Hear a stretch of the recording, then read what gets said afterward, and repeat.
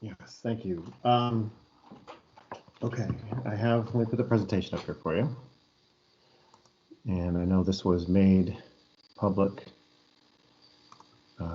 this weekend, and so we've had a number of people who have already accessed this, seen it. We had a lot of comment on it tonight. Of course, what you heard this evening, in the many comments, that the perspective was different from last week, and that's been a huge part of the challenge we've been confronting. Is we have very different sets of opinions, and I think, like many other things, they're more and more kind of at opposite ends of the spectrum, and it's very hard to find middle ground. What we are proposing with this return to in-person learning plan is still the incremental return to in-person that has been advocated at many different levels. And while it is a change from the statement of saying that we would stay completely virtual until January, it was very evident from a number of perspectives that that was going to be too long. And I think one of the things we've certainly seen in many other comments that we've heard over the last 2 months is that we need to begin bringing people back incrementally. And one thing we learned from our learning centers, and I talked quite a bit about this last week, is while it was very challenging to return people to in-person, we learned quite a lot from that. And I think one thing that is becoming increasingly evident is if things were to change and we were to get something telling us we all needed to come back right away in person, I think having more come at once than what we're proposing is something that would be very concerning. And bringing what we're proposing is it's incremental. There are small numbers. It is an increase over the number of students we have now. We have 3 weeks from tonight before we would propose bringing our staff back into our buildings, and then 4 weeks before the next wave of students comes in. So let's quickly walk through and just briefly review the plan. I shared most of these slides with you last week. There aren't major changes here. We talked about the decision-making strategy, and again, I went into that at great length last week. We are continuing to monitor the impact that the activities that we are doing in person, up to this point, it has been the learning centers, the impact they've had on transmission. And you heard many people refer to this evening, we still have instances where we are quarantining and isolating people because the protocols that we are using, which are the protocols from the state, and had extensive conversations with the health department about the sort of limits of that. And yes, there will continue to be disruptions as students present, or not just students, I'm sorry, when anyone coming into our schools presents with symptoms, we have to assess, and in those cases, we will need to isolate those presenting with symptoms and do the contact tracing, and then continue to move to quarantining until we are getting some sort of result back about those who presented with symptoms.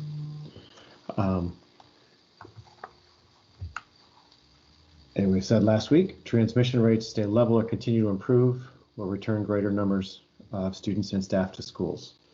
Now, again, these rates are kind of volatile. We've seen them go up a little bit in the first week of school. We've seen them go down in the second week of school. Currently, they're on a downward trend, but at all times we've remained below the targets that were given to us by the state. Again, we received those targets on August 27th, and I spoke quite a bit about that last week as well. But there is still the possibility that if the transmission rates increase, particularly if they increase dramatically beyond 5% positivity or beyond 15 new cases per 100,000 in the county, then we may need to look at what that means for either reducing the amount of in-person activity we have, or shutting down entirely. And those are questions, again, those are conversations we'll have with the health department. We know that there are many things that could contribute to that. So it's a guide. It's not an absolute answer, but again, the conversations with the health department will be an important part of that. Additional, again, went through these last week. We're looking at the metrics. We talked particularly about the positivity and the cases per 100,000, the metrics and corresponding safety parameters. And then this helps define the number of students we can bring back in person in each stage. And I just mentioned we'll be working closely with the health department. Just reviewing the metrics, I updated these on Saturday. Again, last week when we looked, Harford County's positivity was above the state average. This week it's below the state average. Again, and that is the dashboard from the Maryland Department of Health. I understand that there is a difference in how Johns Hopkins measures this. But again, sticking with one metric, we know that we kind of go to that one source, and that's the one that the state is using, and so we stuck with the Maryland Department of Health one. New cases, again, last week we were very close to the state. Probably statistically we're still very close to the state. Right now we're below 9 new cases. Last week we were above that. But again, this is, these are changing. There's some volatility here. Okay, this is the governor's weekly averages. Again, we've seen the weekly averages go down just a little bit in the last week. We've talked about what the 6-foot distancing looks like in our classrooms. And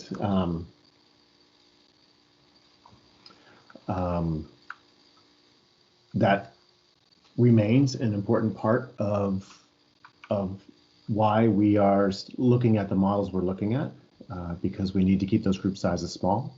Up to this point, while we've had the disruptions for symptoms, we have not had the positive cases emerging from those. And so while I think the disruptions demonstrate a commitment to taking anything related to COVID or the symptoms very seriously, we're still not seeing a huge change in the transmission. But that is something, of course, we will continue to watch very closely. I talked about this last week. High transmission, moderate transmission, low transmission. We are here in moderate transition. As of today, we're still in the first step with just the learning centers. What I'm proposing is that we move into step B. I'm going to go into the details of that in a moment. I know many of you have seen this already. Reviewing high transmission, again, anything greater than 5% or greater than 15 per 100,000 residents. And I just talked about this. The likelihood if we increase beyond both of those, we will discuss this with the health department, but there's a chance we'll be moving into a place where we're doing no in-person activities. But we'll have to look at the circumstances around that. And again, returning to all activities being performed virtually. Moderate transmission. Again, we went over this last week. I've talked about this, between 5 and 15 cases per 100,000, that we remain below 5%. This includes a physical distancing of 6 feet, minimal mixing in our cohorts, and then of course masks, hand washing, cleaning protocols, which we have in place. Okay, this slide is the last of the ones from last week before we get to the new material. Again, this sort of generally describes all of this happens within this moderate transmission. I believe we can do all of this within the metrics guidance that we've gotten.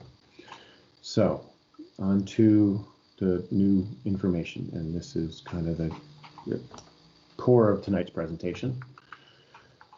What we've indicated is we need all staff to return to work sites.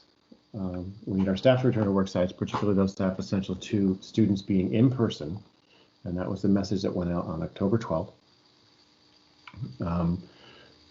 We are bringing them back before our next wave of students, but this will mean, this is part of the challenge, is a transition from the learning centers. And we will need to have our teachers assuming the supervision of the students who've been in our learning centers, because on October 19th is when we are proposing to bring in our first wave of small group activities. And these are, there's a fairly long list, but these are smaller populations of students. And we've talked about starting with this group, throughout our conversations this summer, with the idea of if we were to start looking at in-person, we know particularly our STRIVE programs are where the virtual learning, I think, is the hardest to deliver to our students who we serve in our STRIVE programs. And I would say that those are students who need our support in person more than any other group. And so that is our first start. And the idea is that we'd be bringing those students back wherever possible for a full 5 days of instruction. Our life skills program is it's a high school program for special education students. Again, another group that we just feel having our special education students in our higher need programs need to be in person. John Archer School, again, similar, some of our highest need students with regard to learning needs. We're looking to bring some students who have the most hands-on type programs into our career and technology education.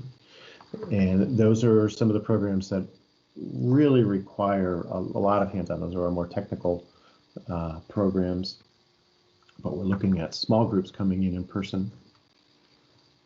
Some of our English language learners, most notably here, we're looking at our students who are our newest arrivals to the district, or in some cases to the country. Our students who bring either no or very little English, so providing some in-person work with those students, but also as we roll out our other grades, again, a lot of these students would also be embedded in grades as we roll them out. So this is the one group of students we're looking at for a hybrid model. And these are our students in kindergarten through second grade. We know, so there's two kind of key elements to why we would start with our youngest students here. One is we know that the fact that we haven't had devices is one of the greater challenges. We also know that students at this age level have a very difficult time doing the virtual learning on their own, and starting first with them to do as much as we can to start recovering the time that they've been in virtual learning. We would be bringing those students in, though, at this point, just 1 day a week. And we know that learning right now during COVID is nothing like we'd hope it to be.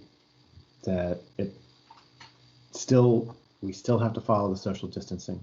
We still have to have our students, as we said, everyone in the buildings need to wear masks. That's still the very clear guidance coming from the State Department of Health and MSDE. And so while our instruction for our students will not be as engaging as we would normally like to see at these grade levels, we still see, I think there's great benefit to having our students in person. There is time between some of the synchronous. We know that our teachers will need to deliver much of the instruction in a synchronous manner to students, but there's also a lot of time for interaction up to a certain degree. Again, considering we're doing the social distancing, but also knowing that particularly as we're seeing students 1 day a week, that's a time where we can distribute things, we can collect things, we can make sure students are on target with the learning they've needed to do. And it's also a time to sort of practice and work out some of the challenges they've been having with the technology. The third wave, this incorporates a few different dates, but we expand the elementary hybrid to grades 3 through 5 on November 4th, bringing those students in again for 1 day a week. And again, our younger learners, our elementary grades coming in earlier, allows us, as we said all the way along, it allows us to sort of assess the impact that having more students in our building has on transmission rates.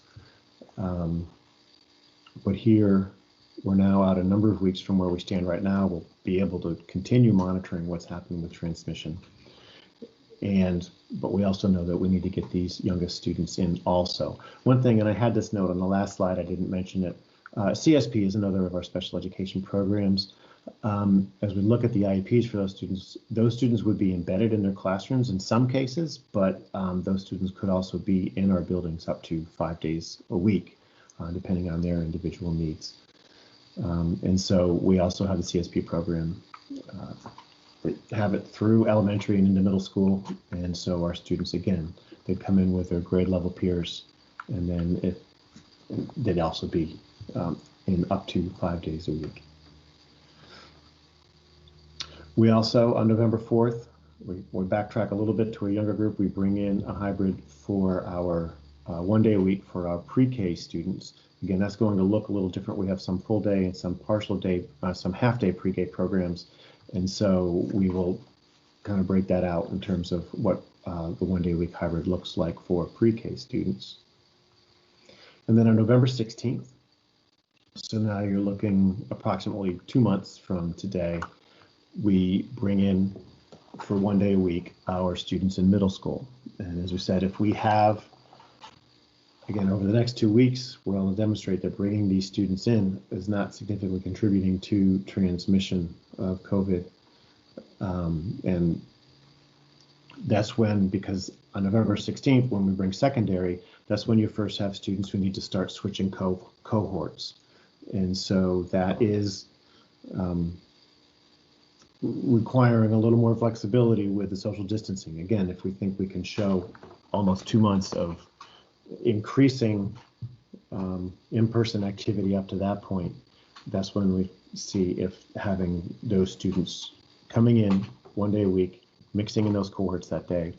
Our concern there is if that does contribute to transmission, then we could have the types of disruptions that we've seen where larger groups of students would have to go home. And that's something that we will just continue to need to confront. But that's our first time bringing secondary students in. And so that's, of course, also after the second quarter has begun. We also have CSP in middle school.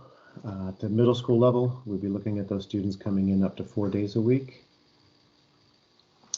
And this is, it's 2 weeks later, well, it's a month after we brought the K-2 students in for 1 day per week. So a couple things will have to happen here.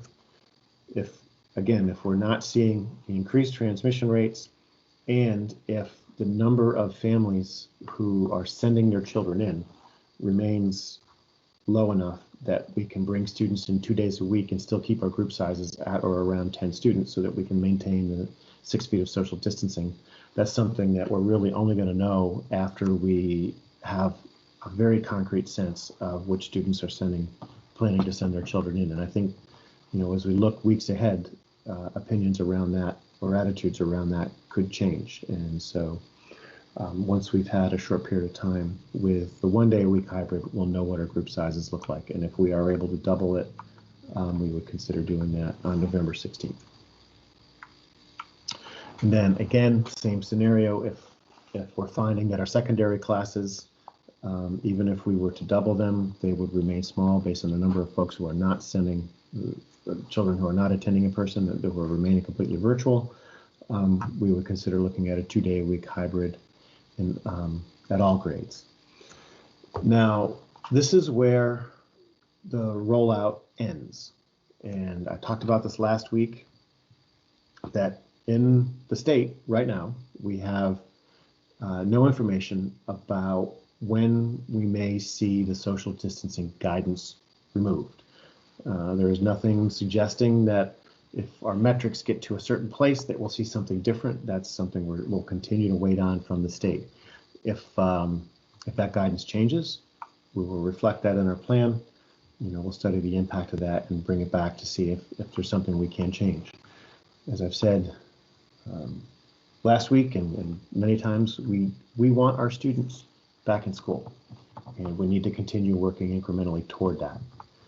That being said, I know there are still questions. I think many of the questions we heard tonight we do have answers to, and we will do everything we can to make sure those get out to people so they understand.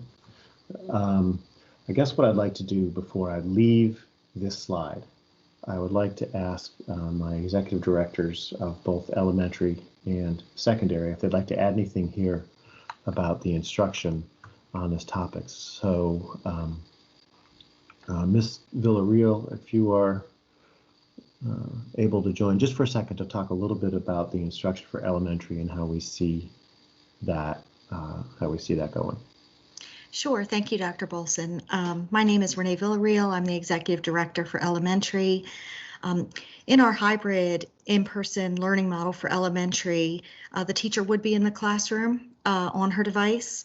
She would have students that are working in person in the room with her on their devices. And she would also have students that would be participating in distance learning at home or at a daycare. The teacher would teach whole group lessons virtually, but then the teacher would have the flexibility to offer a blend of independent work and small group instruction. Students would get the opportunity for in-person social and instructional interactions. Our content blocks for the day would remain consistent with the virtual schedule that we currently have, but our hybrid in-person day schedule, it really will follow our third and fourth tier schedules.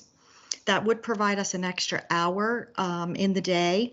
And so for students that are in the building that day, they would actually get some extra time to have some face-to-face small group instruction with their teacher.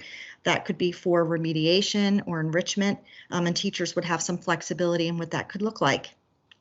Let's see, I think in addition to that, on a given day in our hybrid model, an elementary child would get a 45-minute special area, recess, lunch, a class meeting. We'd like to hold on to that, and some sustained opportunities for independent work. And again, we will be offering the 100% distance learning option also. Thank you. Thank you, Ms. Villarreal. Mr. O'Brien? Hi, good evening, everybody. I think Ms. Villarreal said a lot that really works for secondary as well. We hear from a lot of stakeholders, a lot of phone calls that come through, really do come through Ed Services first. And we know that there's two groups that have really struggled so far with the distance learning. The first is really kids who don't have internet at home. So we're working hard between the learning support centers and the hotspots to make sure that all families are taken care of. And the second group is really kids who have a hard time struggling with the virtual environment at home. So when we created this, the people who are really targeting first are those people who are struggling the most with the virtual instruction. And we're finding that during lessons, there's oftentimes that seat time, that time when there's independent practice during lessons. And that's the time where that in-person can be so important to kids who struggle. They'll have teachers there. Even though they're socially distanced, they're wearing a mask, there's a teacher there who can help them when they struggle. And that's going to make a big difference for kids who haven't been that successful in virtual learning. In secondary, again, the at-home will mirror the in-person, including breaks, lunch, and everything. And we're bringing back, again, as Dr. Bolson pointed out, our neediest students first, as well as some CTE students at both Hartford Tech and North Hartford. Thank you. So very quickly, I mean, what we have here, what we've shared with you is a rollout that could possibly take us to a hybrid where we have students in school up to 2 days a week, or the majority of our students in school up to 2 days a week. Our very neediest students in school up to 5 days a week. We sustain the Learning Center students now because we know, I mean, a lot of the students there are students who have needed the support, particularly the internet. But I guess one thing I would like to reiterate is we're watching the metrics every day. We're having the conversations, with the health department. We know we are still a number of weeks out from this. We know we have those weeks worth of data to be watching. And, this isn't ideal for anybody. None of us want to be doing the virtual learning. None of us want to be doing the hybrid. I think we would all much rather be able to be back in place where we know we can be safe. This is a plan that allows us to stick to our safety metrics, to grow incrementally, but we can only do that if the data supports this. So if we do any slowdowns, it will be related to the data. And as I indicated, there are some other things PPE has been a question. We are committed that we're not going to open the schools without the PPE, and particularly in our schools like John Archer, where the needs are most intense for that. That's something we have to watch very closely. So those are the key elements to the rollout. And also, as I've indicated, unless we hear information about, waiving some of those social distancing expectations, if the metrics drop below a certain level, we don't have any information that that's coming. And so right now, we don't have information that will allow us to develop a plan that goes beyond what we show here with a possible 2-day-a-week hybrid. We wouldn't be able to meet the social distancing guidance with anything beyond the 2-day-a-week hybrid at this point. So very quickly, just reviewing, we haven't yet seen our new case rate drop below 5. There is no positivity rate yet established for what a low transmission phase would look like. And so until we know what those metrics would be, and until we have a sense whether reaching those metrics would also mean that we were able to do something different with regard to the social distancing, right now we wouldn't be able to grow our group sizes beyond what this plan provides. That would mean our distancing wouldn't be restricted, our cohorts would be able to mingle. Most likely, until we have some clarity that COVID is behind us, as much as we can hope for. We don't know if the state will lift the mask expectation, but that's still firmly in place. And I think our protocols around hand washing and cleaning will probably forever be modified. The hope is, if we can get to this low transmission phase, we can return to in-person learning at all levels for larger groups. But again, as I said, we'll have to wait on the metrics and the guidance for that. I went over this briefly. We'll be watching the rates. We've talked quite a bit about those. And if we see them either staying level or continuing to move in the right direction. But we do have, again, these other things that could affect our decisions, and I've touched on those. Regressing, again, if we see a spike in the rates, what's in the guidance from the state is that if the new case rate increases by more than 2 per 100,000, if the positivity increases by 1.5, we've actually seen both of them drop by nearly that much in the last week. But again, we're staying in the target range.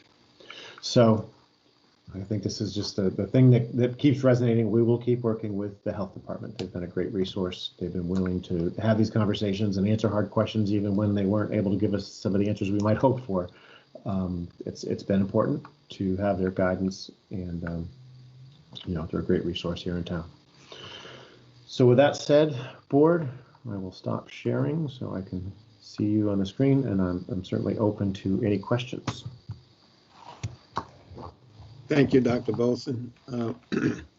This time what we'll do is we'll go down the row, and we'll start with Dr. Bauer. Thank you. Do you want all the questions at once, or? Hey, however you want to do it. Because you may ask. I might need you to go one at a time, Dr. Bauer. Okay. I may have more answers for you on some than others, so we shall see.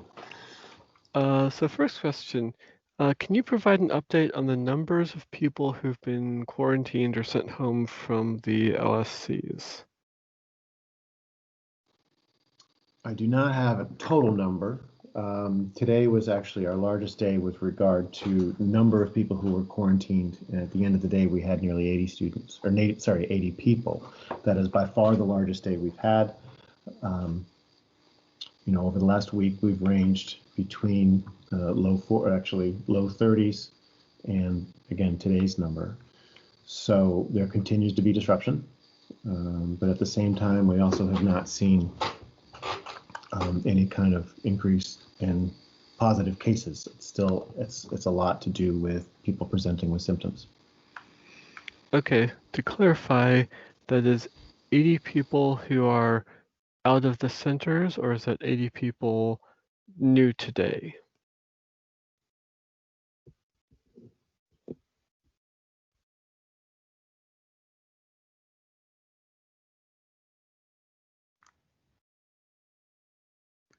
Dr. Bolson, if you're responding, you. Sorry, you're correct. You're correct. So that was new today. That was, as if a student or adult presented with symptoms, the contact tracing led us to the total of 80 people. 83 was the total today. Okay, thank you. Very different next question. So I know that the learning support centers, running them has a cost of extra personnel to proctor those. Do you know the approximate cost difference between our current situation with the learning support centers versus going to a hybrid model? Our the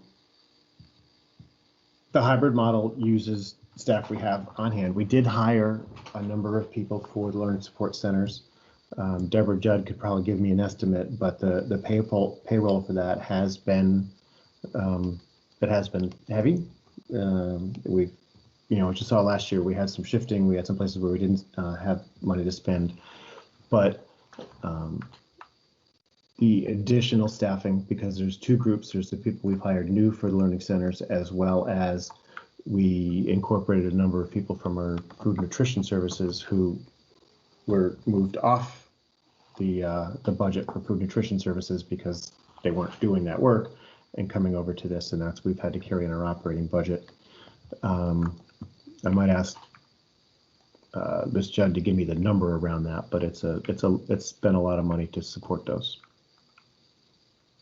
Hi, this is Deborah Judd. I don't have the exact numbers in front of me. We were looking at them this week. We're still trying to quantify everything. The people that we hired at this time, we believe, because of our, we're not using substitute money in the traditional sense, those salaries could be absorbed within our substitute budget money. We'll see as the year goes on where we land with the actual costs related to substitutes. The food and nutrition, I believe it was about $100,000 for the first pay. So for every 2 weeks, we're looking at about $100,000 that was not in the operating budget. It was residing in the food and nutrition budget, but since they're not performing food and nutrition functions, their salaries cannot remain in that. And we will also need to capture their any benefit costs related to that. So we'll do that at the end. It's not something that we can do right now. So that number will go up based on that as well. Most of the costs, the bulk of the costs, are with people who are in other parts of the budget. So we will be doing some shifting throughout the year to see exactly where the savings are versus the overspending, if you will, in the sense that these costs were not in our budget, but there are savings because staff are not performing their traditional function, they're performing in the Learning Support Center. So it'll take us some time to get through each of the payrolls and see where we land with that. And we can come back with more concrete numbers. Okay, thank you. My next question, very different again. So I understand that we have kind of a cascade effect with children of staff that causes the sudden shift from learning support centers to a hybrid model. Would there be any way to expand the learning support centers instead of switching all grades to the partial hybrid all at once? And by what I mean by that is, my understanding is on October 12th, everyone who is in this learning support center, plus potentially staff, children of staff, are effectively now in the teachers of all those students are now in a hybrid model. So I was wondering, is there a way to do expanding learning centers instead? Well, you just heard the cost for operating them as is, and that's at fairly low capacity. So there's a couple of elements there. The staffing for learning centers has been a challenge, and it's not.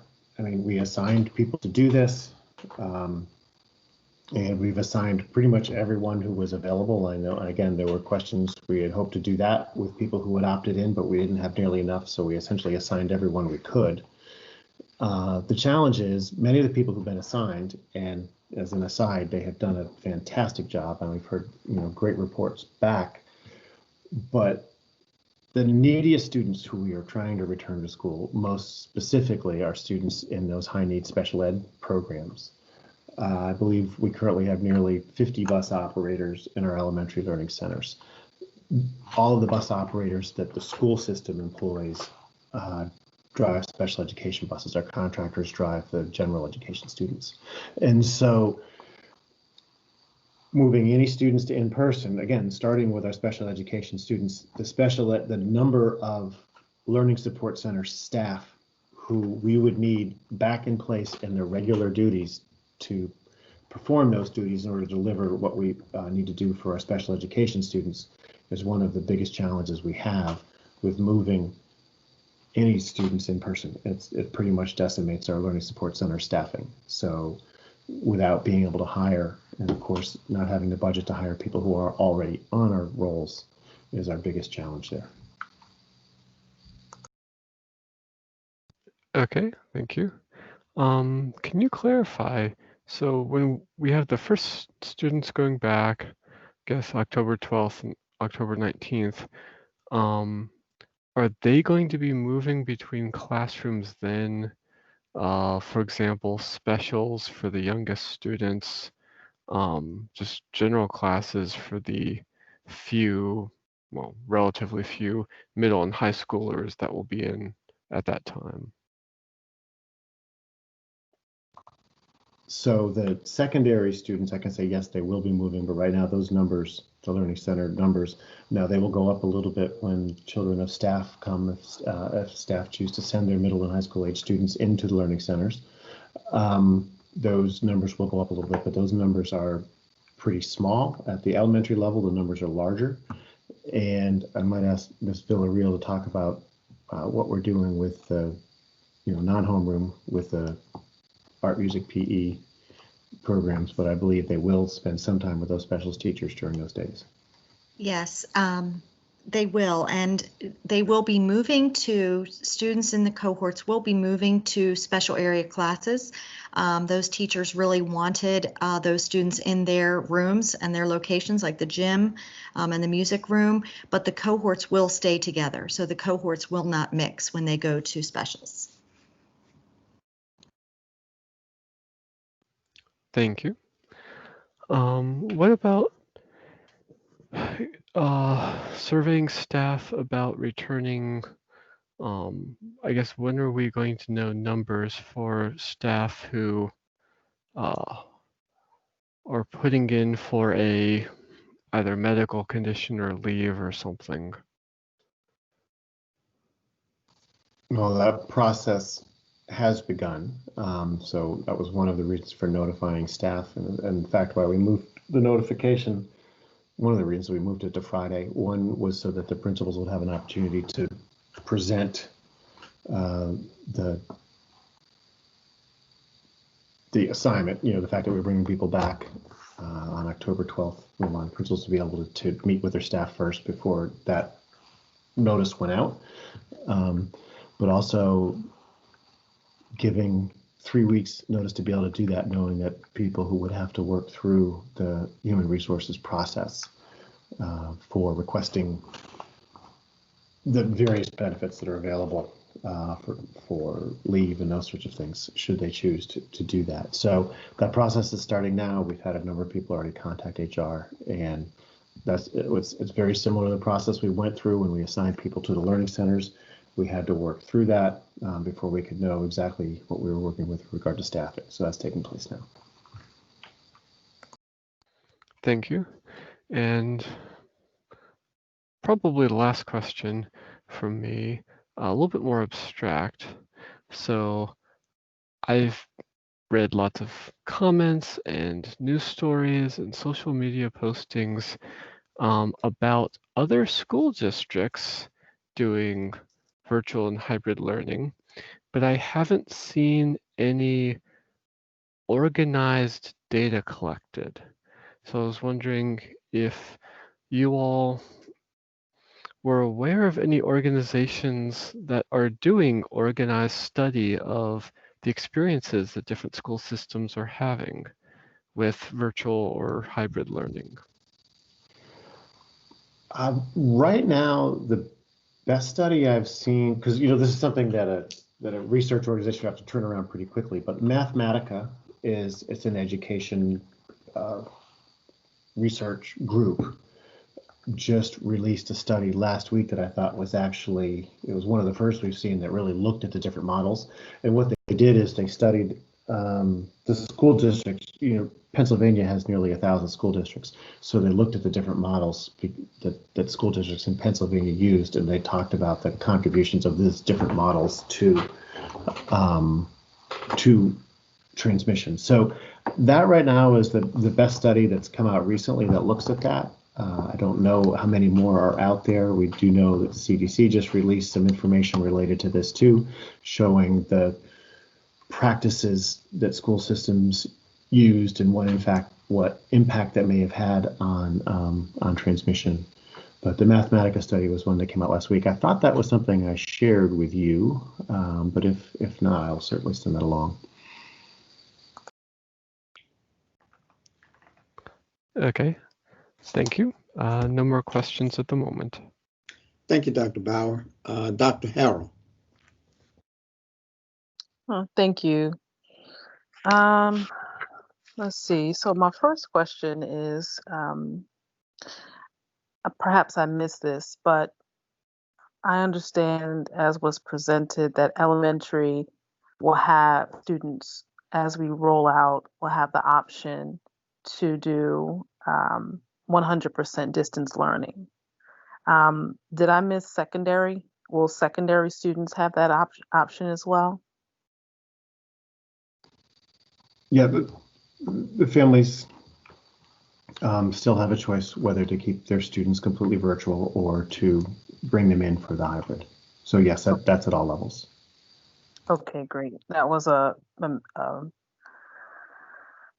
theme with the public comments and the correspondence from the families.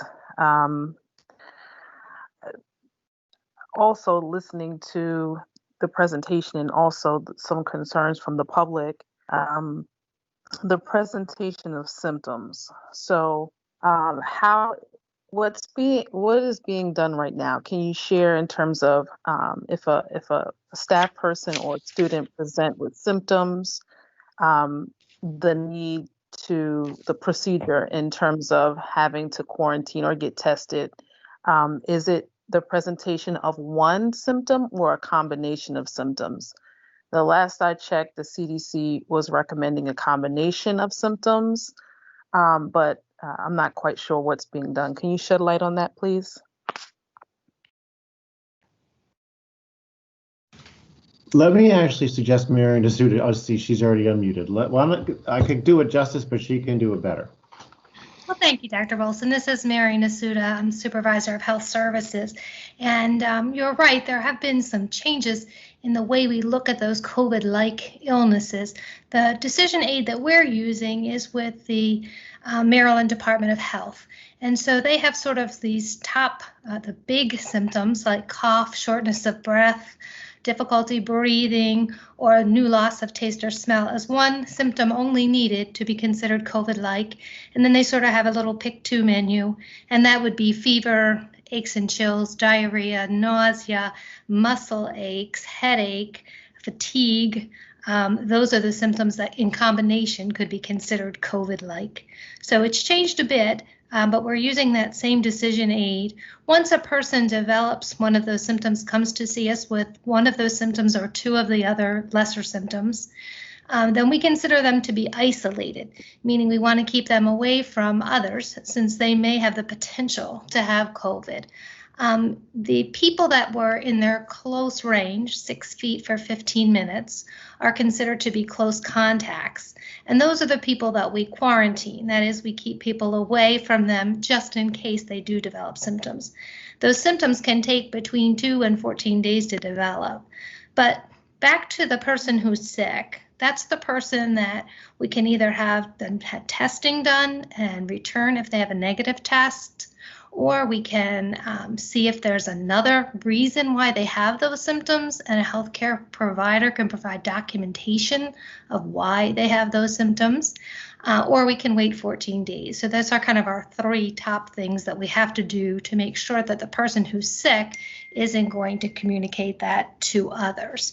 So there is a little confusion about once a person is isolated and his cohort is quarantined, the way that that quarantine can sort of come back to school really depends on the person who's sick, either by getting those tests or by finding an alternate diagnosis. It can be a little complicated, but I think we're doing a really good job of following the decision aid.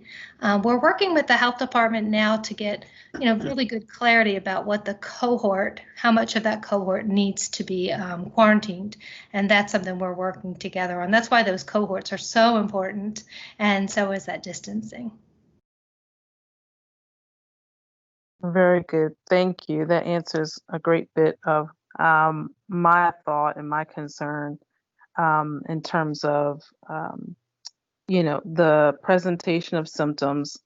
You mentioned a lot about communication. So I'm assuming that communication around, if someone has to isolate, quarantine, and then as contact tracing proceeds, how that communication will be shared with the people involved. I'm assuming that will happen at the school level. That's correct. We're fortunate to have a school nurse in every building and in every learning support center. So the nurses make all of those calls. They've been really busy making all those calls. We also follow up with letters and some resources from the CDC so parents understand and have a way to look back on some of the information we provided. And then when the cohort is then released to go back into school, the school nurses actually make all of those calls too, because they're also calling to make sure that those people that were quarantined haven't developed symptoms either. So it's a lot of communication. We've had a really wonderful parents who have been very understanding of our process, and the school nurses have done a great job of explaining and doing that education. Thank you. I think that is so important. As a parent myself, I know how critical the communication piece is because we know that we're dealing with something very, very complex. And so the communication is so appreciated. Thank you for that. I had another question in terms of how screening is being done. How is screening done for the staff and faculty, and how is it administered for our students? I guess I can answer that one too, as far as I can anyway. So screening is done through parents at home is our big source of screening for the students. So in the parent acknowledgement letter, parents are advised on making sure they're checking for symptoms each day and a temperature check. So the CDC at this point does not suggest that universal symptom screening at the door, the idea, and you see it a lot with people getting temperatures taken as they walk into different places. But it's thought to be not a great tool for many reasons. One is that many people don't have a fever when they have COVID. There's also issue with the kinds of ways you take temperatures and the limitations of the thermometers, and of course the increased congregation that you would have to get temperatures taken. So at this point, we do rely on families to help us with that, and we have thermometers that we've bought for families who may struggle to get one. Our nurses are handing those out, and so that's the way that we are screening our students. our staff have some very clear guidelines about what they should be checking for, the same idea of symptoms and temperatures. And each day when they check in at the school or at the Learning Support Center or even in central office, we're all checking to make sure that we don't have symptoms, we haven't been in contact with anyone, we're following those Maryland travel advisories, and we sign that each day that we're not sick, we haven't been around anyone who's sick. And that's a good way to start the day, because the best case, the best practice is to not have sick people ever show up in our buildings, because once they do, the isolation and the quarantines have to begin. So we're really pushing our messaging out to ensure that people are doing those symptom checks and those temperature checks at home. Thank you. I do want to thank you, Dr. Bolson, and the team for sharing this information. I do have a concern about the cohort mixing come November prospectively, because, as you know, with the pandemic and with the virus and how easily transmittable it is, particularly as you mix groups, the potential for closure could be exponential. So that is just a concern of mine, obviously, as we look ahead. But I do appreciate the information. That's all I have. Thank you. Thank you, Dr. Harold. The one other element, just to add to what Ms. Masuda shared, our continuity learning plan, which is on the website, and we updated it last week following a presentation. We'll update it again after tonight's presentation to put these dates in there. But page 20 has the links that describe that response to laboratory case of COVID-19 to the bottom, and we have links there. And it also has the parent acknowledgement letter, as well as the guidance that we have for cloth face coverings. So those links are in the plan, and those are things, you know, people want to look more closely at that. That's the guide that our nurses have been using to do the response to the people with symptoms.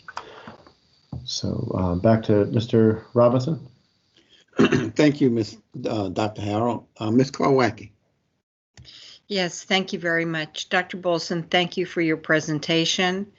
I believe it added some clarity to some of the concerns that I have seen and heard from constituents through email and through social media. And to that end, I don't have a question as much as a comment or a suggestion. And it would appear to me that when this information went out to our staff, we were using what used to be called the trainer of trainers model. And I think that has been a cause of some of the anxiety or misinterpretation of some of the information that you clarified for us tonight. When we use that model and we present to a small group who then go back to their home schools and present to the larger staff within their building, it sometimes causes us to function as a system of schools versus a school system. And what I'm seeing in the comments that I'm getting is that from school to school, sometimes the information is not quite the same. So perhaps as we move forward, it might be more amenable to have perhaps Ms. Villarreal do the presentation to all elementary staff, and perhaps Mr. O'Brien present to all secondary staff, instead of expecting others to take the information and disseminate that. And I do know that we're talking about a large group, but it's still a smaller group than the total number of students that are accessing us every day online. And I think it would help to alleviate some of the retranslation of information that we're trying to share and get out in our school community. But again, I'd like to thank everybody on all of the teams that has been working so hard on this. And that's all I have. Thank you, Ms. Kowalski. Dr. Mueller. Hi, thank you. Couple of questions, and I think I know some of the answers, but questions that I've heard out there. First off, any consideration for siblings? When you start back to school, are you going to do it alphabetically so all the students from one family could be going on the same days, or is it just going to be random? Actually, Mr. O'Brien, would you like to take a shot at that one, will you? Wasn't sure if you were unmuting, because I know that conversation about how we're using that. Yeah, so that has been a priority of ours, but we know it's going to be very, very complicated. Our most difficult hybrid is going to be the high school.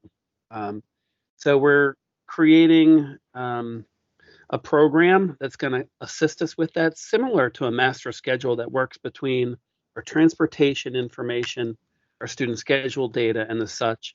But it is a priority of ours. So our hope is to adapt and work with families as we go. If they need to change days, especially at the secondary level, to match the elementary level, we'll be poised to do that. So I know it's not going to be perfect based on the time and the complexity, mostly from the high school side. But from a secondary standpoint, we know that elementary is coming in first. So we want to match to the best of our ability with metrics from the elementary. So we know it's more our lift to do, and I believe we'll be able to do that. Thank you. Another concern I've heard expressed is transportation. I mean, I realize that the buses usually have 3 kids to a seat. They're only going to be able to have 1 now. What's that going to do with starting times? With how are you going to assure that you're not going to have too many students on one route?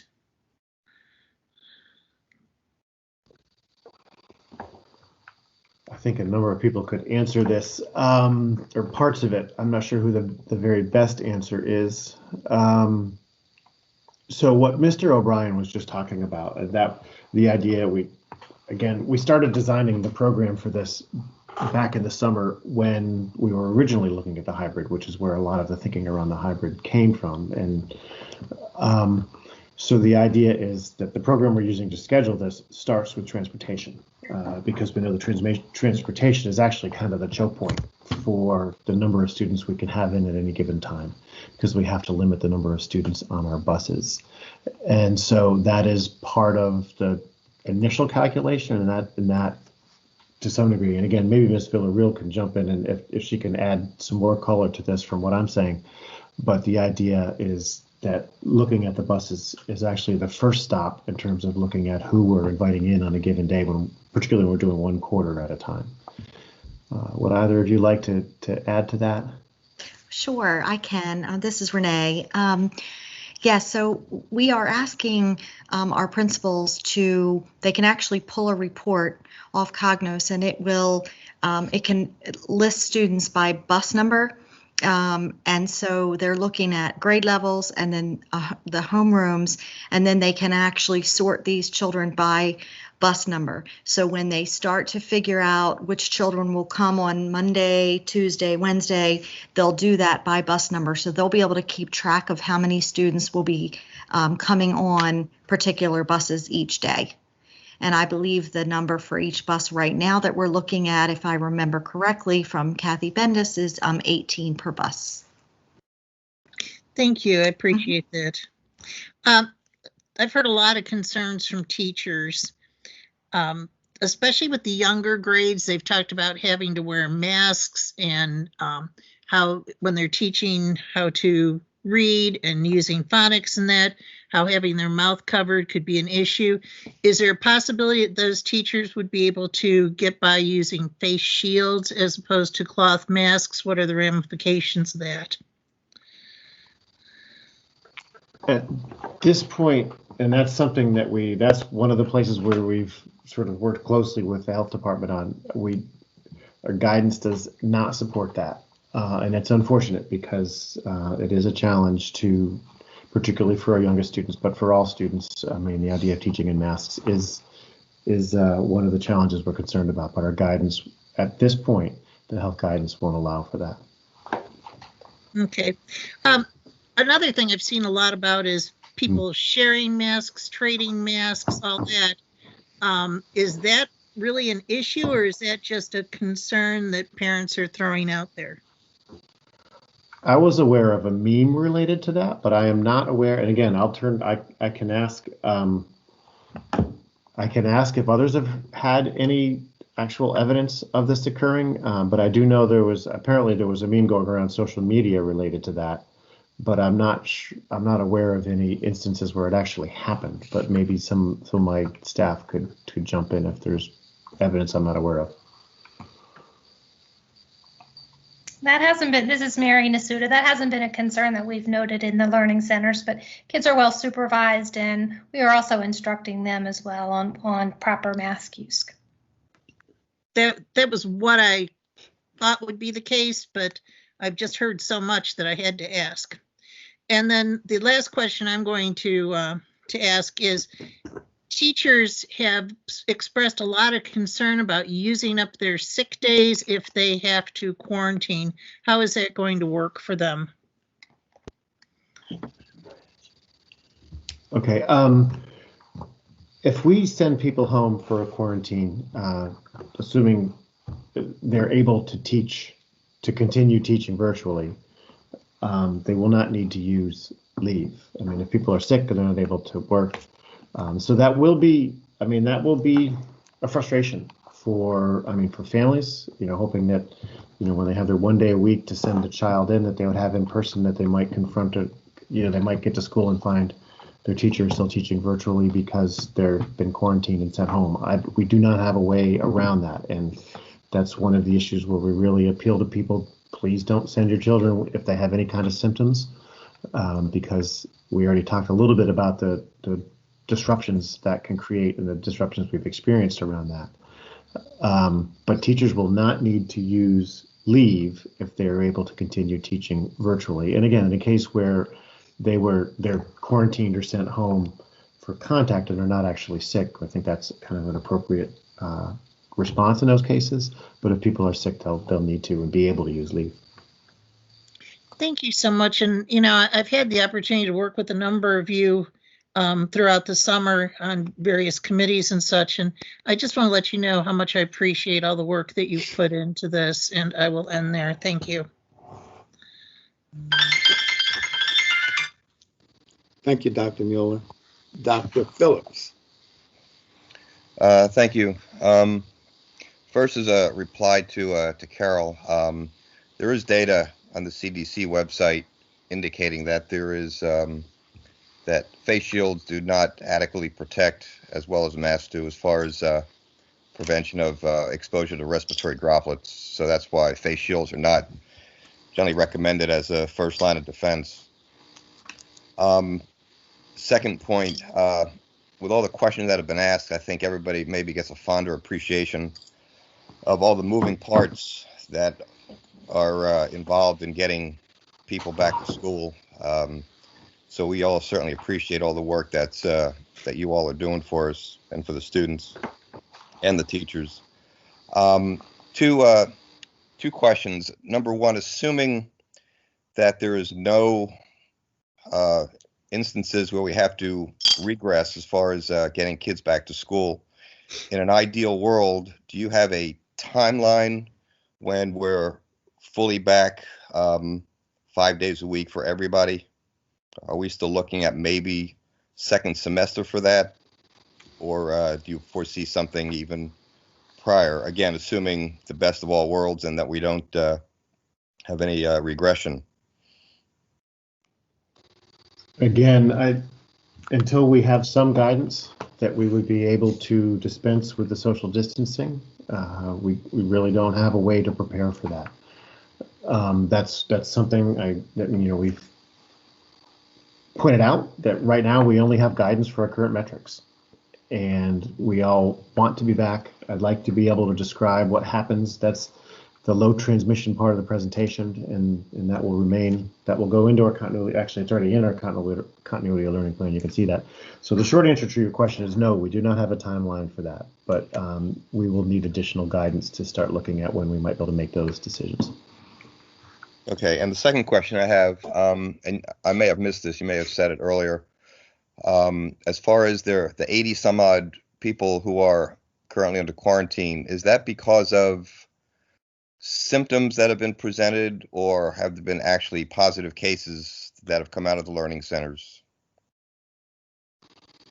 Again, that's so far as we know right now. I mean, those were today's numbers. Those were the new cases, the new isolations and quarantines today. Those were just related to symptoms. I don't know if we have any updated information since that, but at this point, those are just symptoms. Have we had any confirmed positives in the learning centers in the 2 weeks that they've been open? Let me defer that one to Mary, because I can't say that we've had cases that we could definitely ascribe to the learning center, but let me turn that over to Mary. That's correct. This is Mary Nasuda. We have not had any that I can say this is from the Learning Center, and we've had 0 cases among our students. Okay, that's certainly encouraging. Again, it's just a short 2 weeks, but encouraging to know that. I don't have any more questions. Thank you. Thank you, Dr. Phillips. Ms. Riccardi. Thank you, President Robinson. I have a number of questions. Dr. Bolson, and again, you may have said, the questions I'm going to be asking, they may have been asked before, but if I have a question, I'm thinking somebody that listening in may have the same question, so redundancy might not be a bad thing. With regard to the CD, how are we, as we put the students back in the classroom, what is the guidelines we're following for the size of the classroom? So the guidance is actually very specific, and this is the guidance that we have. I've noted in the past that guidance that came out on August 27th from the state, which included the health department, MSDE, and the governor's office, was very clear that they weren't limiting class size. Everything was specific to the 6-foot distancing, so that the class size would be capped by the number of people you can get in a room and still maintain the 6-foot distancing. And what do we think that average is going to be per classroom? That's the picture that's in the presentation. 8 to 12 students is about what we're finding. I mean, we may have some larger rooms in some schools and smaller in other places, so it's kind of room specific, but we're finding 8 to 12. Okay. And will there be 2 staff members in each class like there are in the learning centers?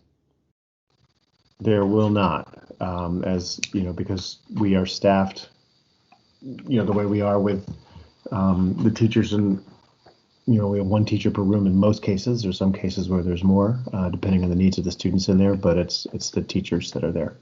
So there'll be 1 teacher per classroom unless there was an IEP requirement or something that required one-on-one assistance based on the student. Yeah, someone else in there. Yes. Okay. So if a teacher is required to be quarantined and the students come to school that day, the intent would be to get a substitute in that classroom. Yes. Okay. So the teachers will be in the same room as the students. Yes. And the teachers will be in a situation where if a student has a question in the classroom, they're going to have to answer the question of that student in the classroom while they have a group of virtual learners on at the same time, because they will be teaching one-on-one, plus will there be virtual learners on at the same time? Yes, and yes. So they're going to have to address questions of students on a one-on-one while trying to maintain the order of the classroom and trying to maintain the order of the virtual learners that are not in the classroom. Correct. And the teachers, and if the student in the virtual area has a question, that teacher is going to have to try to address that student one-on-one virtually while maintaining order in the classroom, and with vice versa is also true. Correct. Okay. Are the students going to be required to bring their Chromebooks to school? Yes. And the students that will, so the teachers are going to be teaching simultaneously, and we originally had, there's been a question about why did we go from 2 days to 1 day. In the original hybrid model, it was 2 days. Then we went to learning support centers. Now we're with the hybrid model. So we're going to 1 day a week. Is that because of staffing and because of the numbers that we're trying to keep in each classroom now that we have a better metric than we did originally when we suggested the 2 days? Is that why we're not doing 2 days? Correct. So let me explain that one a little deeper. That depending on where you are, our elementary classes, we have a very small number of elementary classes that exceed 30, maybe hit 31, but by and large, I think they're 30 or lower, and in some cases, 25 and lower. So half a class, as we just shared, if we can only get 10 to 12 in a room, and if a class is 30 students, half is 15, we can't get down to something where we could have them all come in 2 days a week because we wouldn't be able to split them up enough. So looking at the quarter, if you look at our, again, we have some secondary classes that exceed 30 and approach 40. And so going to a quarter of the students, if all students were to come in, it would still be unlikely going 1 day a week that we would have more than 10 students at a time in a class. Now, elementary level, again, 1 day a week, it's likely that we won't have more than 5 or 6 students in a class at any given time. But we couldn't be certain that if we had them go 2 days a week, which would mean we'd have to invite approximately half the class in at a given time, that we'd be able to keep the class sizes small enough. And so that's why,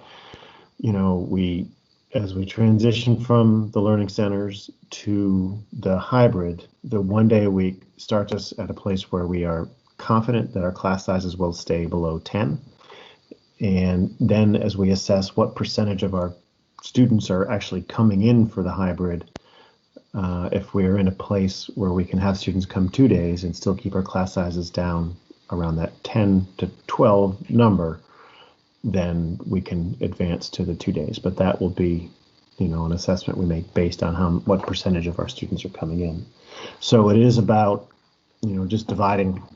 And the idea of keeping to a quarter and a half as opposed to using a third is, it does allow us to transition. If we can go from 1 to 2, if we go from, a third of the class coming, it's harder. So if we're either going to be able to double it or we're not. And so that's the reason for looking at either the 1 day or the 2 day model. And that'll be rolled out with dates as we see how it works. And that would be sprinkled in. The move to the 2 day, yeah. The move to the 2 day will really be contingent upon what we see when we do the 1 day. Okay. And masks are going to be required or recommended? Required. Okay. And okay, the other big question I had, there's two more, but I'm very concerned, as everybody is, with the PPE. And since we don't have that really buttoned down at this point, I guess is the intent to have masks on hand so that when students forget their masks, that the teachers are going to have appropriate PPE to replenish? Yes. And Mary, can you answer that in a little more depth than I have? Certainly. So we have PPE for all of the health suites, and we have about 90 days worth. And then for the students, we have some surgical masks that are extra just in case people forget them, drop them, lose them, whatever. And we also have some cloth masks that we can also give to kids. There is hand sanitizer that's being ordered, and it has been ordered. So we already have some of that already in the school. We have gloves. We've also ordered some face shields. Special ed has been doing a good job making sure that the PPE is available there too. I think we are in pretty decent shape The issue is continuing to replenish it, and we're going to be working toward that all through the year. And the issue with some of the elementary schools repeatedly wearing the same dirty mask day after day after day, is there going to be instructions to the parents to try to get the mask cleaned? Is that something the school system's going to take on with the washing machines in the facility? I mean, I can see this really being problematic. We were just talking about this today. We're going to be putting together a video for families about proper mask use, and we're also going to be doing a PowerPoint for our staff to also talk about all of the things that they need to do to keep themselves safe as well. And Dr. Bolson, we made a decision to go K through 2 instead of K through 3. And I know, do we have any update on when the rest of the Chromebooks are coming in, or we still hopeful that it's mid-October? Or I'm curious why we didn't go K through 3, because K through 3 didn't get the Chromebooks. Understood. The estimated date is still to have them all in by the middle of October. I think the updates we've been getting, they have not changed that date, but we've gotten updates, for example, as the devices cleared customs. We know that happened last week, and so that, their next stop was Chicago for the last couple touches Dell needs to put on them. I don't know if Mr. Moore has more detail beyond that because he speaks with them regularly, but that was the last update we had. So they're coming. We still expect to have them in place by mid-October, and that's for all of the students who don't have them yet. We're looking, because we're waiting on about 15,000 devices. The decision to go K to 2 was more just based on the number of students we felt comfortable bringing back in the first wave. Again, by that point, we're hoping that we have these devices in to give out to those students. So it was more just about starting with the youngest students and starting with that smaller number, just the 3 grade levels. And the last question I have really goes back to what Dr. Harold said, and I want to make sure that I heard it correctly, that there's, if I understand correctly, and this will probably go to Mary Nasuda, and thank you, we have COVID, we have a primary level of COVID system and a secondary level, and you had said it looks like there's a primary level of the COVID displayed, then they're going to be considered at risk, or 2 symptoms of the secondary level, then they're going to be considered as risk. Is that what you said? That's correct. In essence, what it is that we're looking for what we call COVID-like illness. And so there are some symptoms that are indicative of that all by themselves, like cough and shortness of breath, difficulty breathing, loss of taste and smell. And then there are some that are indicative of COVID-like illness if they're paired together. And those were the ones like fever and sore throat and fatigue and all of those.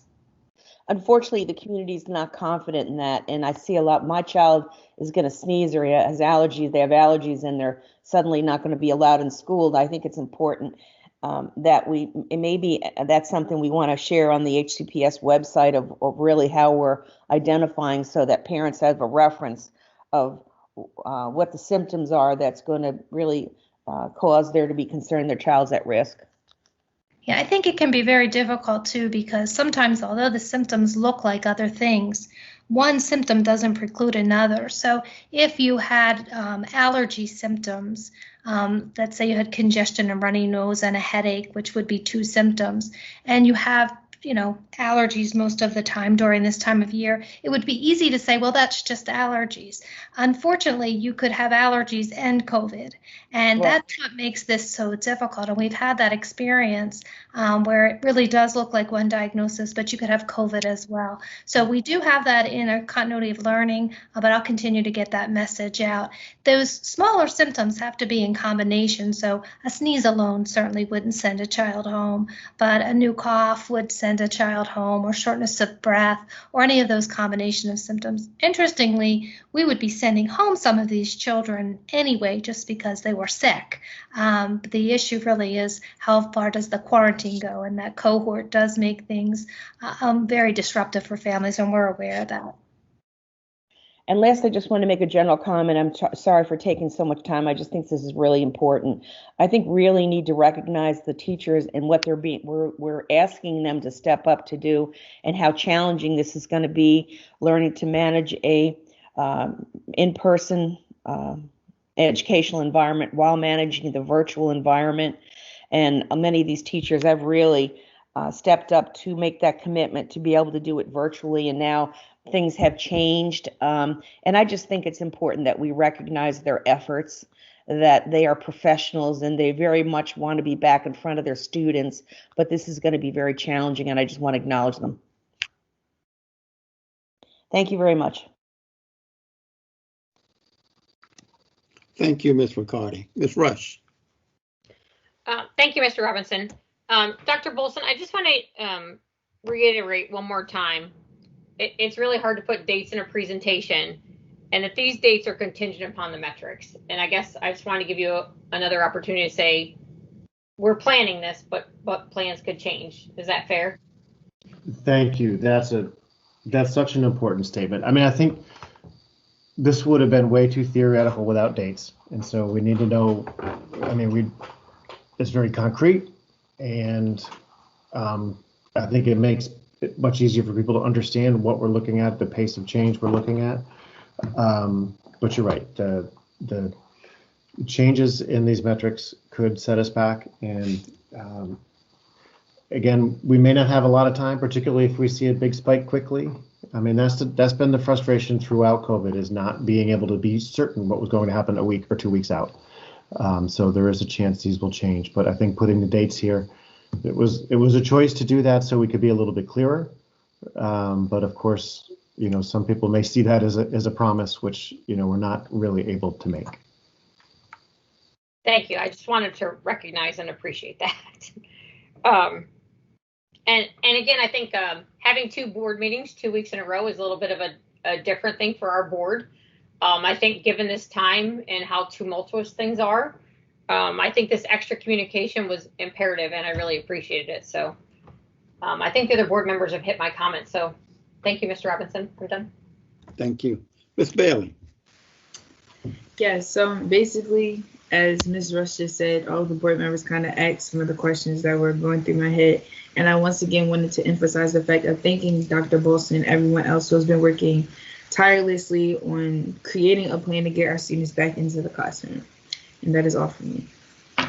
Thank you, Ms. Bailey. Ms. Gautier. Well, maybe not shockingly, I have like 2 pages of questions. I'm going to try and keep it to the ones that I feel like haven't been asked yet. So in the elementary level, one of the things we're talking about with putting kids back in school is that teachers are going to essentially be dealing with 3 groups of kids. Is that correct? They're going to be dealing with the kids in front of them, whoever is from the learning centers, plus the 25-ish% of their students, and the 75% of their kids that will be online at the same time, and then anybody who's doing the asynchronous route that they have to keep in touch with. Is that correct? Yes. Right now, I guess what I'd like to do, Ms. Villarreal, do you want to talk briefly about the asynchronous? Sure. You know, I guess all students will have the access to live instruction. For those that aren't able to participate in those virtual lessons, kind of bell to bell, we are looking now at a certified professional who will provide some of that support and check-ins. Potentially that support could come from some teacher specialists around the district and potentially some tutors. We are really encouraging bell to bell schedules if it's at all possible, because we know that's in the best interest of our kids. One of the challenges around the asynchronous is this is not something we've gotten clarity from MSDE on, that, you know, with the new requirement that the state board put out there, that by the end of this year we need to be complying with the synchronous hours. That was something that was new that hit us. That was a requirement that hit on September 1st at the state board meeting. So we don't know that we have sanction to continue beyond this fall the idea of offering a true asynchronous, unless we have the amount of synchronous hours somehow incorporated in that. So that's something that we still have a question to the state about. Okay, that's interesting. In terms of, this is going to sound silly and maybe even kind of petty, bathrooms. I mean, if we're talking about social distancing, especially with kids in bathrooms and having had to get a number of students out of a bathroom because that's where they like to congregate and teachers sending them all at the same time, how are we going to be monitoring bathroom usage, cleanliness of bathrooms, and things like that? I think there's a couple people who could answer this. I'm trying to look at actually, Miss Ridgway, I might offer this one to you also because I'd like you to take an extra minute and maybe answer a question that hasn't been asked yet about the staff training around these kinds of things. Okay, thank you very much. Good evening, everyone. Yes, bathrooms and logistics down to water fountains are something that is an active part of all the pre-planning that we both did for the learning support centers, as well as for the reopening of schools. So depending on the size of bathrooms, schools have either made it a single occupancy or have made it so every other stall is used or every other sink is roped off. And I know for the learning support centers, we focused on having students in the classrooms that have a bathroom in it. But obviously that's not possible as all of our students return. And so bathroom use is something that schools have to pre-plan and allow kind of extra time for students who might need to go rather than all in one big group. And so that is something active in our planning. In terms of the cleaning of it, Cornell Brown can correct me if I'm wrong, but there is also a cleaning schedule of bathrooms and high-touch surfaces that has been created for all the schools that custodians are focusing on right now, especially because of COVID. During our normal year, custodians have a cleaning schedule that they use for bathrooms, but now we are making sure we focus on bathrooms and high-touch surfaces.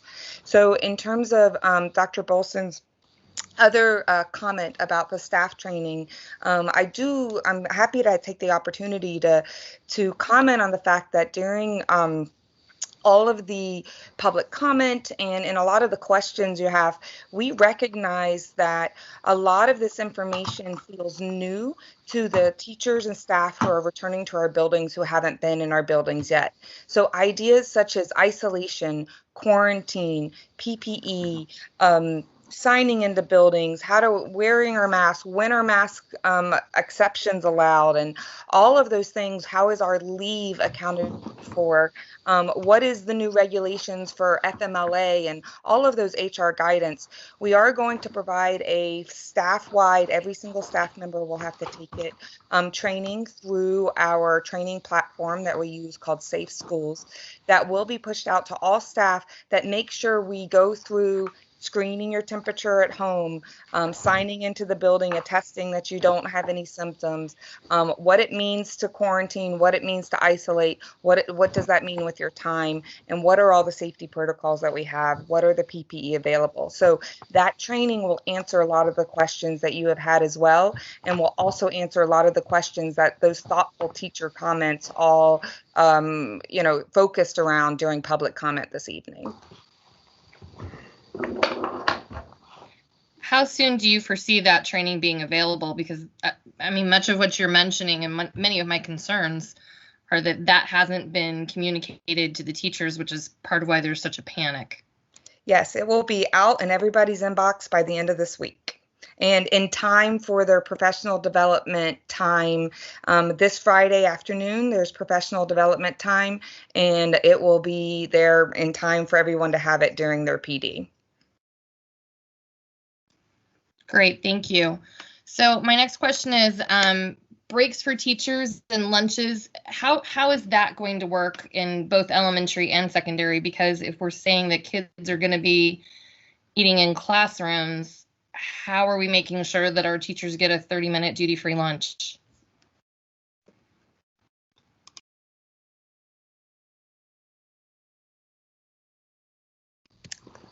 I can comment on this a little bit. There is a group of people right now really focusing on all of the logistical challenges that lunch in the classroom has. And so some of those details are in that category of we're still working it out. And some of those details are things that we're starting to put into place. So in terms of the learning support centers, we worked out lunch, but that is something that there is a committee that is working together to finalize those details.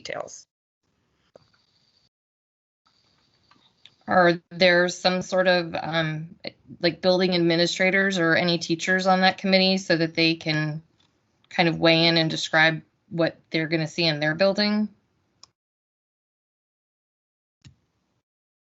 Right now, it includes the executive directors, operations, food and nutrition, et cetera. It is an operational internal group that's working to kind of set out lunches.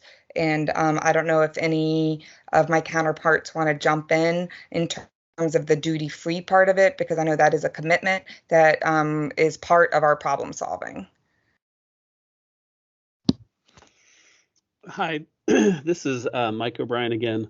I can certainly speak to that. We have a lot of work teams working on logistics that includes a lot of building level administrators, and around lunches, doing it safely, and the duty-free lunch for teachers is a really major factor in that. So I can tell you we have a lot of people, elementary and secondary, working on that, and on our big board of kind of major hurdles, it's one of our top 3.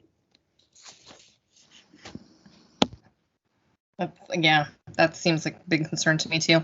Mike, while I have you, what is the cleaning between classes in secondary going to look like if we're having kids follow their schedules and going to different teachers? Are we expecting the teachers are going to do that? How is that going to be managed?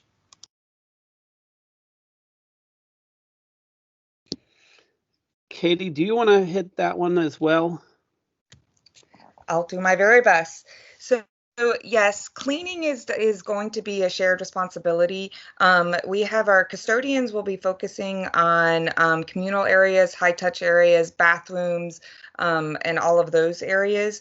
Every single teacher will be given their own cleaning supplies as well to support whatever happens in the classroom.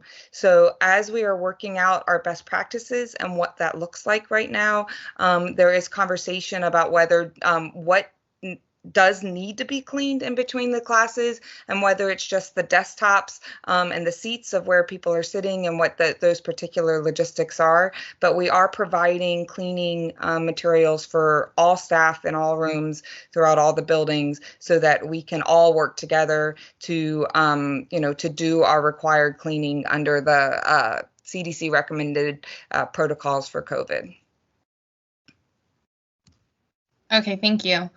In elementary school, I'm assuming that we're planning on the kids staying in their, for lack of a better term, homeroom, to stay in the one classroom, and they will not be going out for mixed groups in the grade level. They won't be doing like a different math class for this group or that group, or, different reading levels or anything like that. Is that correct?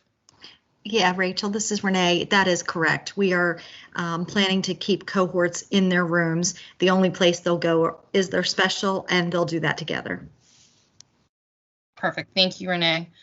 Renee, while I have you, how does recess work? I just want to make sure parents kind of hear that part, because I know that it's been handled in the learning centers, but I just want to reiterate what it's going to look like.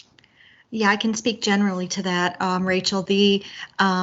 At recess, that is one time where they can remove their masks. They do have to stay 6 foot socially distanced from one another.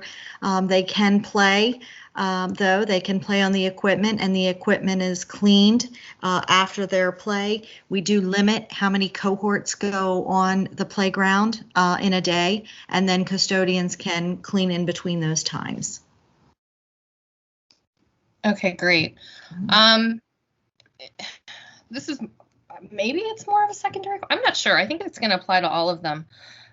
Microphones and webcams. If we're asking teachers to I mean, for lack of a better term, kind of do the opposite of what we know good teaching to be, which is circulating in a classroom and, letting kids work together. We're kind of going back to the way more of what it was when I was in school a million years ago. Are we providing teachers with microphones so that the kids who are online will be able to still hear them? How are we doing with webcam ordering? What's that going to look like? How are they supposed to handle disturbances in the classroom when they've got 75% of their kids in the computer? How's that all going to kind of work?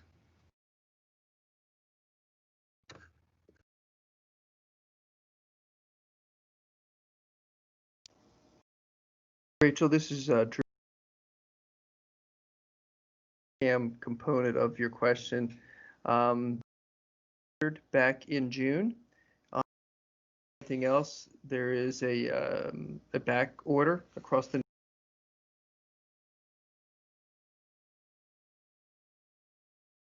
our vendor. Any kind of possible, but at last count as of this morning, several 100,000 back ordered across the districts. Should they start moving?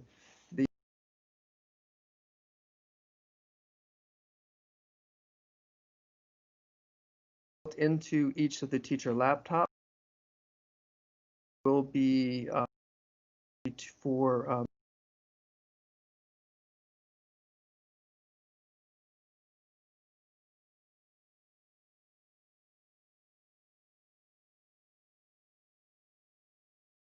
with Teams meeting much fidelity. Someone else will have to answer the second. Thank you, Drew.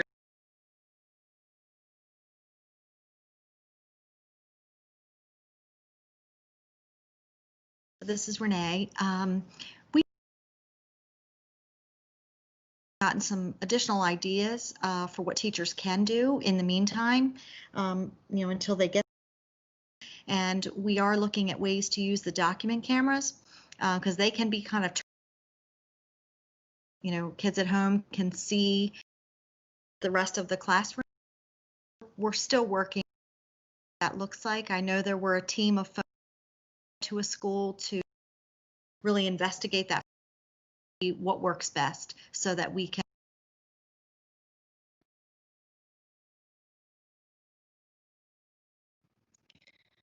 So, and I didn't, so that's a good thing to know.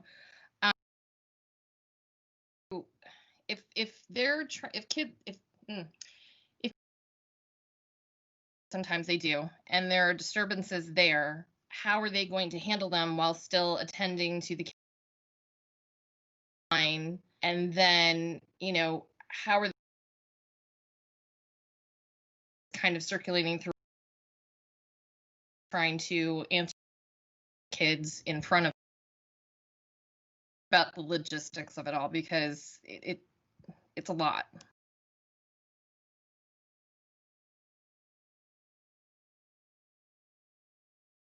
Sorry, try that. The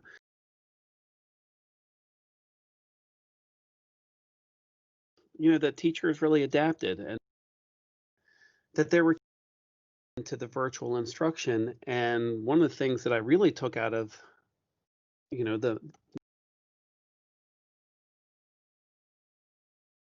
we have barriers and we've overcome those. I speak team about my wife who teaches for Cecil County, and she's been doing the in her kindergarten class. And each week when how things have gone, and each week challenges. And while I would tell anybody she's probably doing more planning than I have to do, the teachers who've been in person and continue to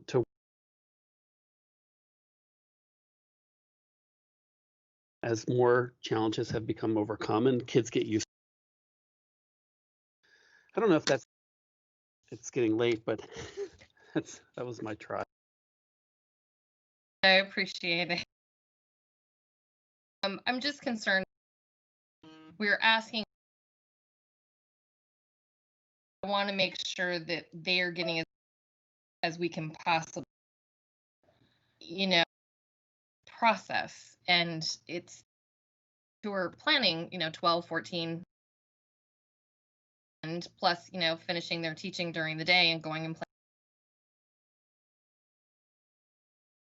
back. So there's a lot of complications.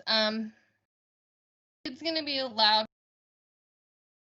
like that, or are they going to be allowed to carry their things with them, particularly I know that we have a lot of that, and previous to this whole pandemic allowed something like that, but where are we standing with that? How are we doing security stuff with we were talking about assert training, and now we're doing it's a concern too.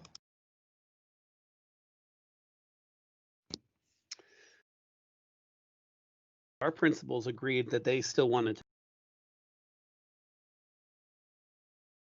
to, by spreading them around the building and limiting the time. The kid would have a place to put their jacket. A lot of kids don't necessarily use their lockers, but we want safety as well. But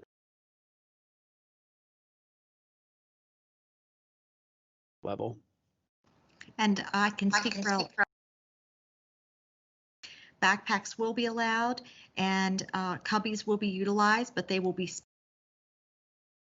and in there are some elementary schools. So that's kind of the plan for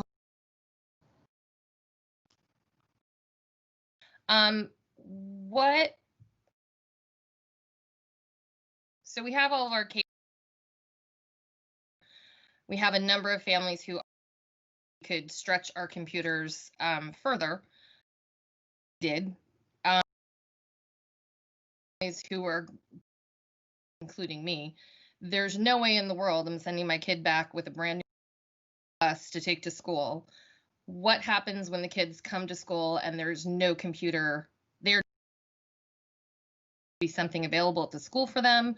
Are we going to have the work that that situation?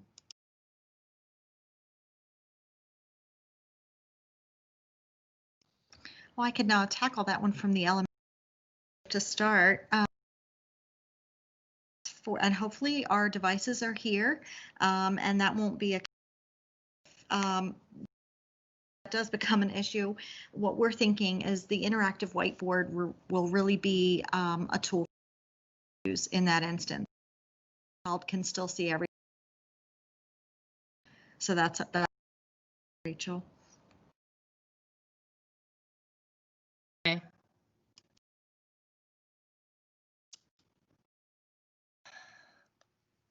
So just so that I'm clear and everybody's kind of understanding what we're talking about. We're not talking about kids coming back to school and having it be like, we're talking about kids coming into school.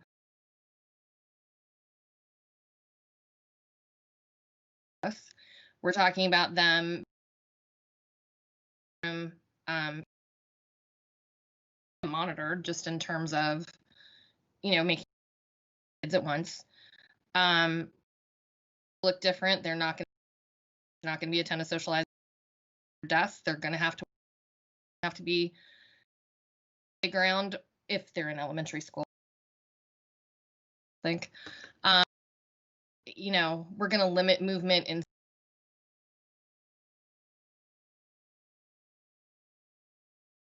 to involve the cafeteria, I would imagine. Is that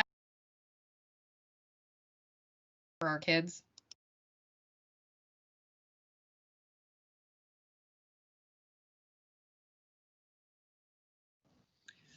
Rachel, this is Buck Henning. So I think what you outlined the sort of things that we are anticipate, and definitely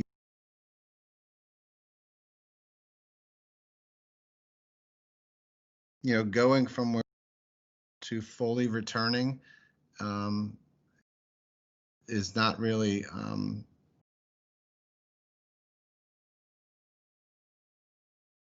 want to be able to slowly, and I think there's a lot of concerns what the going to be very excited to get back teachers once they're back to see their students. I mean, this is, we all got into this field, students, and we care about education to be in this environment. I do agree there's going to be a lot of through environment. What we're finding is really difficult for and for a lot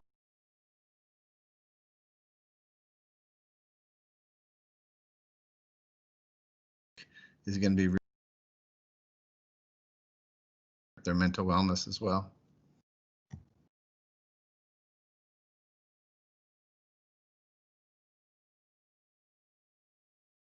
Go to what would be, we have a number of, they absolutely are not going to send their kids back. Dr. Bolson say a 100 penalty. Is that correct?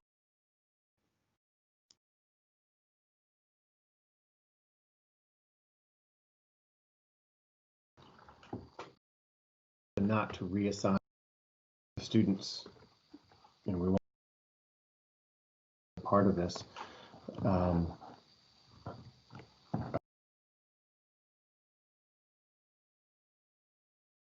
Break out with kids, but that is the from there. But that's also what we're thinking about what level of or not. So yes. Okay, and then what are we doing to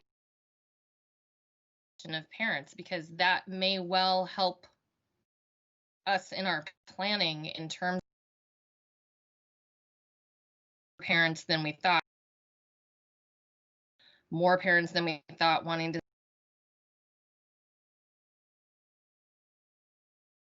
How are they going to be able to opt out of a hybrid? Say, yes, I really want them to do that. What is that going to look like? I can answer that one from, I mean, rather than with our work teams that we have, I think elementary, so that's what we're planning for, that all students will be assigned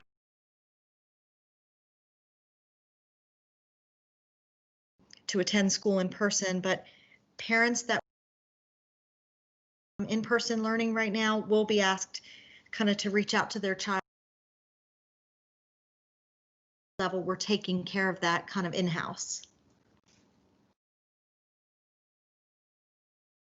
Okay, and how are we going to manage that with second? Same? Yeah, very similar. We'll see schools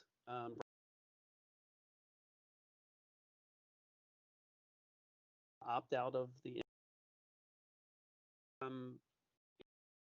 for a randomizer, because that actually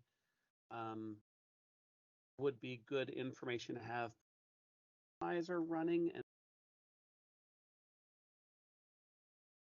day. So difficult, it would come directly from the principal and a process for families to be able to opt out of the And I'm guessing that you're talking about in terms of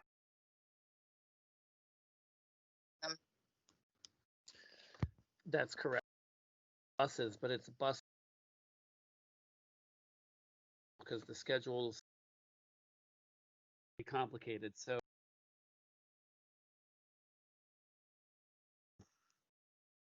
any particular period, as I said earlier, some of our class sizes can in certain classes. So to do our best to number at a manageable number each period, as well as.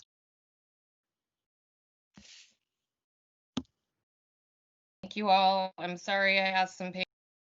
I am done now. Thank you, Ms. Gautier. Comments. First one centers around teachers' input and teacher.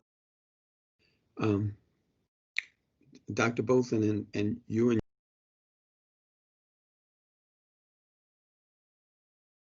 outstanding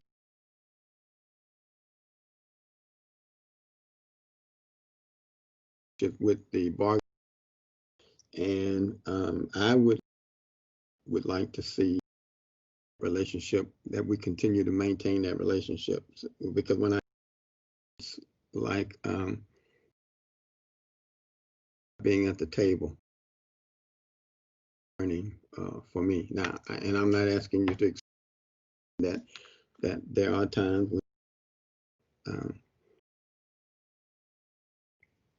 when has to do some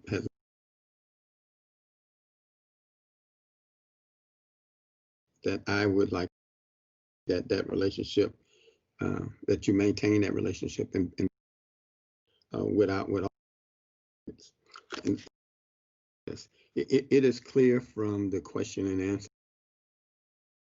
just undergone that have given some some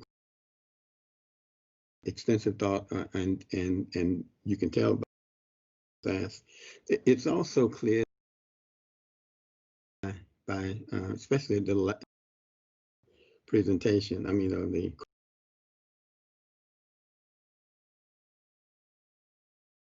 that's expected.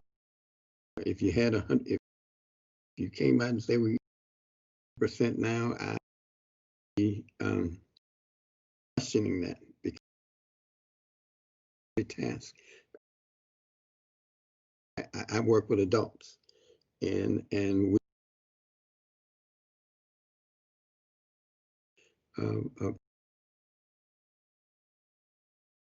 and so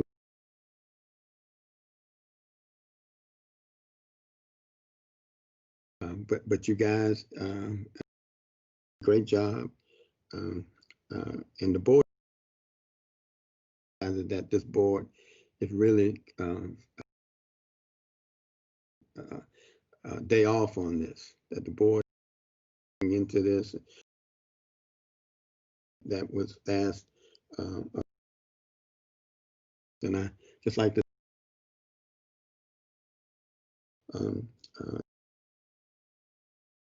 our community.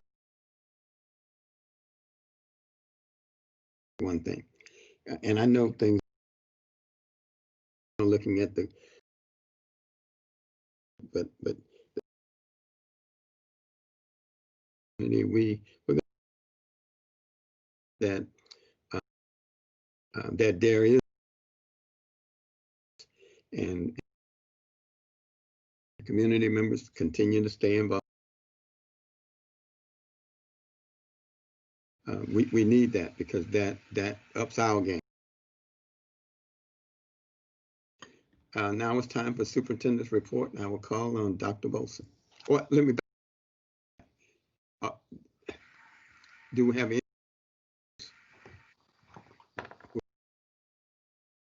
anything that they might want to? I have one final. Friday still be the same, the current model.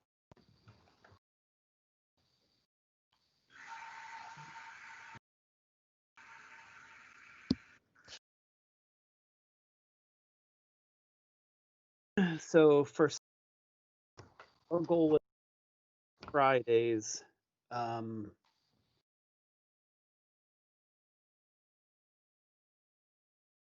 lot of really positive, our ability Now we would have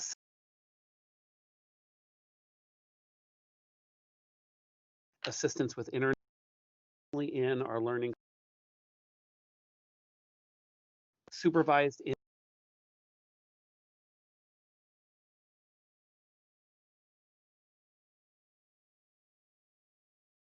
in person. We would also students up to 5 and once they come in, as well as.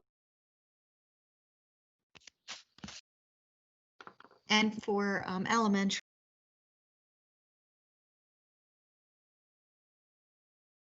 to cover required of.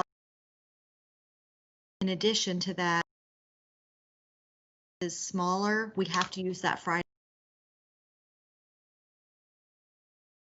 a little bit for elementary.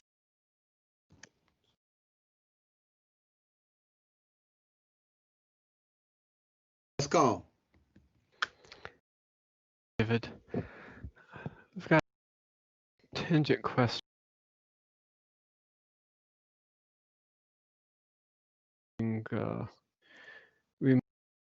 That I've seen considerable schools in some of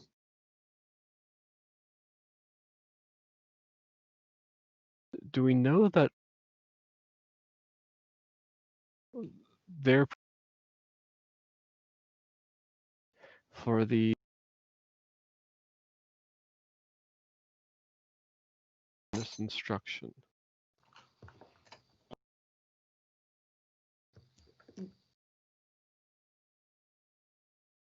For the students in K-3, so that you're talking about, the expectation of in place by the end of this calendar, that was nowhere part of the conversation, and so that's something we're working toward, and that's also something, I mean, in our original plan, the challenge was a place where we knew we needed to.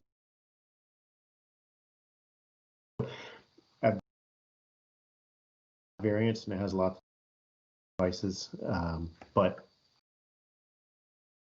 devices, both the ones we ordered pre-K during the